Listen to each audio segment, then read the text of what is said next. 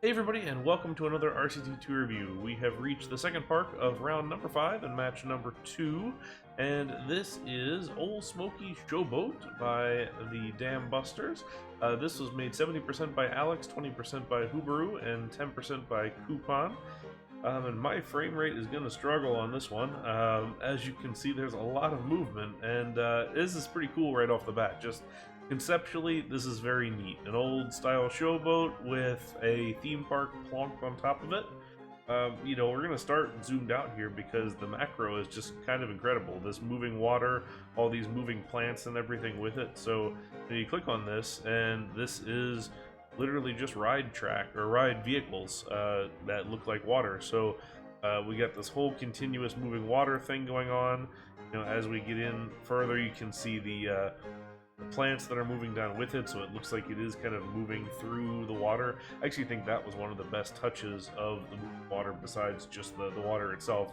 And then of course all these various rapids type pieces and the smoke and all the other things to really look like this thing is cutting through the water. This is pretty darn cool just in general. The smoke from the backs as well, kind of going back to, it's just very well crafted from the outset, so neat job there to begin.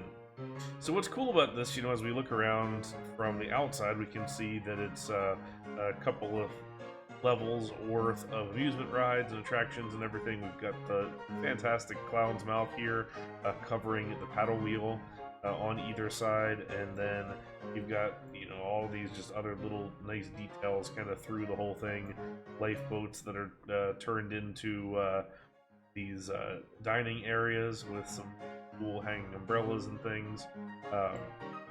Nice appropriate amount of aging, I would say. So we've got this dance hall looking building here with some nice bits and pieces of aging on top. A couple of these more historical type rides. I mean, this is clearly set back in the time when showboats and steamboats were a thing. So we've got the circle swing here, the rocket ships in the center, probably one of the best versions of that I've seen. Here we've got this Ferris wheel that's elongated. This is actually a ride called a swooper back in the day, so this was a real thing that did exist. Of course, we've got our wooden coaster here, so let's jump on board and take a look at this. So we're gonna follow it around. This was a follow in main view feature that Six Flags recommended. I did not do that for the Benevolentis coaster. So if you want to follow along this way. Love how this coaster really works the whole way around the boat and isn't just formulaic where we have these couple of ovals. Really crosses over under itself a couple times, and there's just it's a fairly long coaster, to be honest, for what it's doing. I really like this here at the end. I don't know how choppy this kind of ends up being.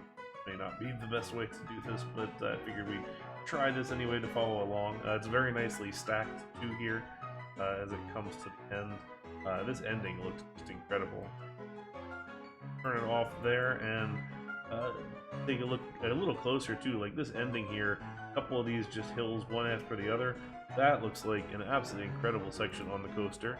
I will point out that we do have a mid-course brake run here with a following hill that's larger than the mid-course brake run, but I'm going to give Alex a pass on that one because so well done. So, little thing. I love the old Smokey writing here too, and how kind of aged it is. That's pretty neat. And there's just a lot of really cool signage and everything else. So they got this Ringmaster big sign here, and this guy with the swirling eyes and everything.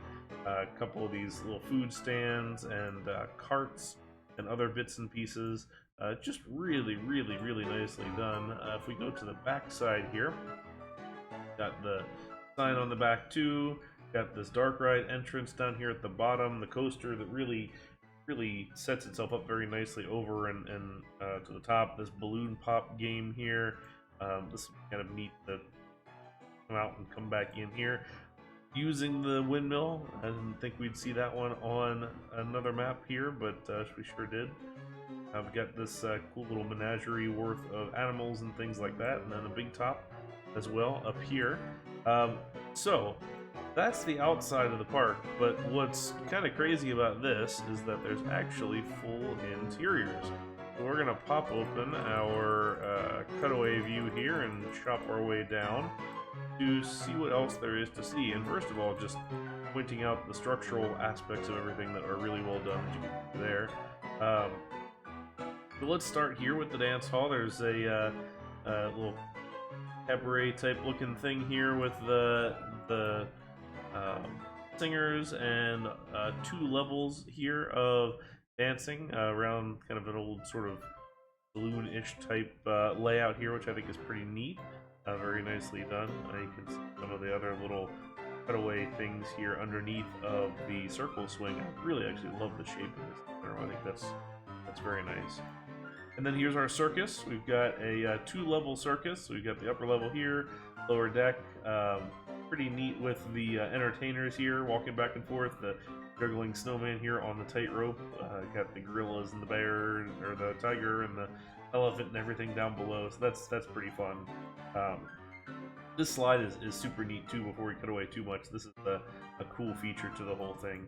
And the Temple Earth sign on the side as well. I guess we really didn't look at the details on this side either, like this haunted little facade going on there too.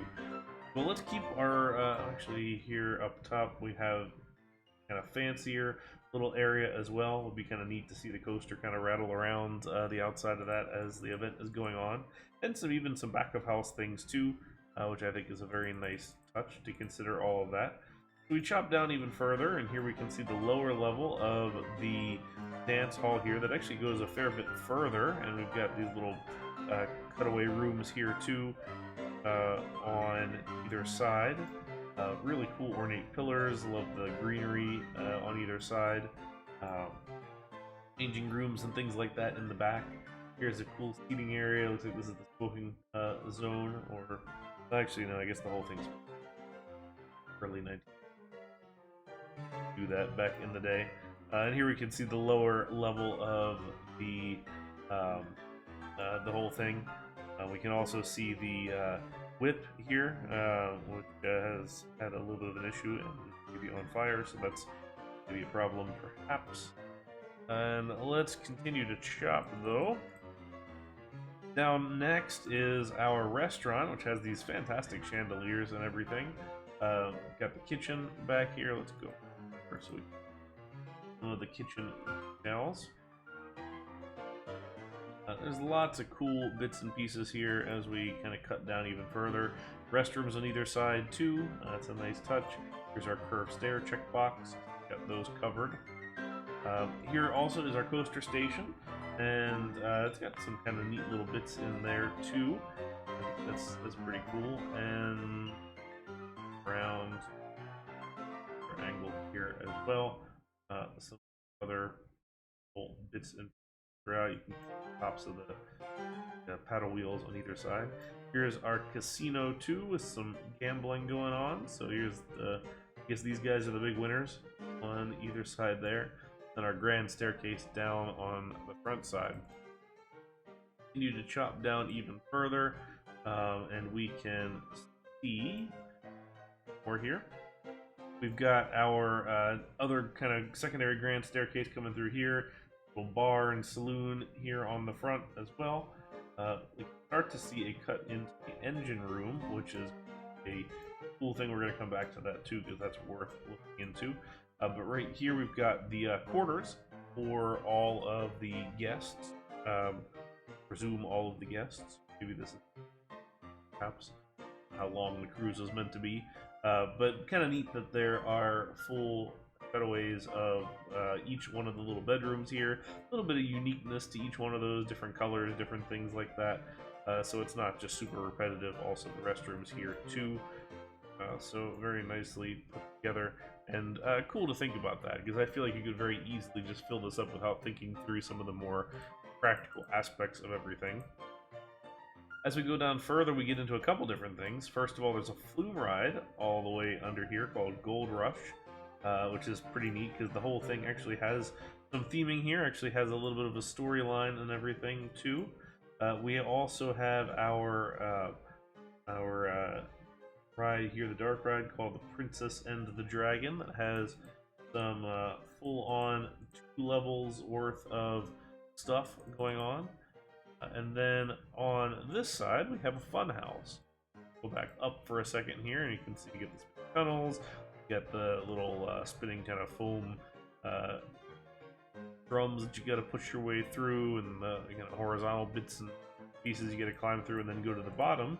And we've got the love this, absolutely love this, the human roulette wheel, which was a thing back in the day too, where everybody just kind of piled on and it spun, and the last one off was the big winner. So that's pretty neat too. One of the things that I'd be remiss to point out on the flume is this is one of the best flumes that I've seen for having this scenery piece that goes on either side of it, so it doesn't look like a trough that's kind of sitting on top of things. It actually looks like it's settled into the scenery in kind of more of like a concrete trough or something. Maybe not concrete on a boat, but really nicely done, and that's something that I kind of expect we're going to see more of on flumes just in general in the game. I think that is a bit of a game changer on that. I don't recall if that's been elsewhere before. On the bottom level, we've got our 2 anchors here in the front, which I didn't point out before, and then we've got all of this wood here for stoking engines underneath. We've got the handymen down here who are pushing all the stuff around and cleaning up a little bit. So you can see here. And this is one of the coolest bits, I think, for sure. So this is the engine room.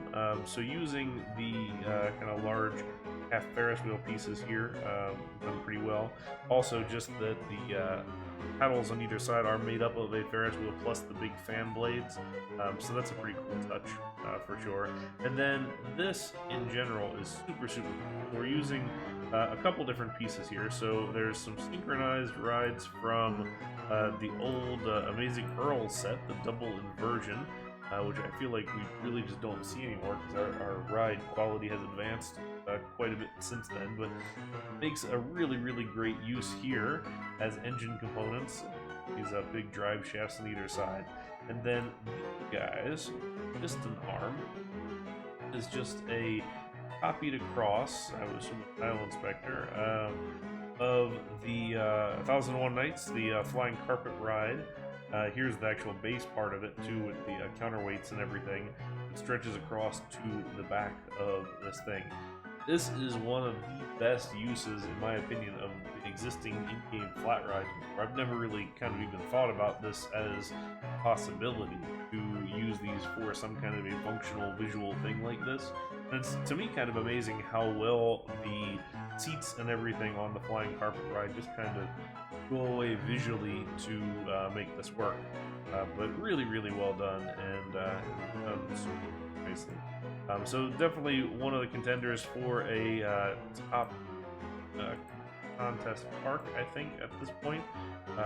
There's a lot to this, and there's a lot of little details. I definitely missed going through a lot of those for sure. Definitely check this one out. I'll provide a link to download the park in the description of this video, and you will also need Open RCT2 to view it. And don't forget about the cutaway feature too, to look on the inside and check it out even closer. So very cool. This was the winner of the match number 2 here in round 5. So next up, we're going to hit our final match of the regular season before we get into the playoff parks. So stick around for that, because they are 2 absolutely banger parks, probably some of the best of the contest, I would say.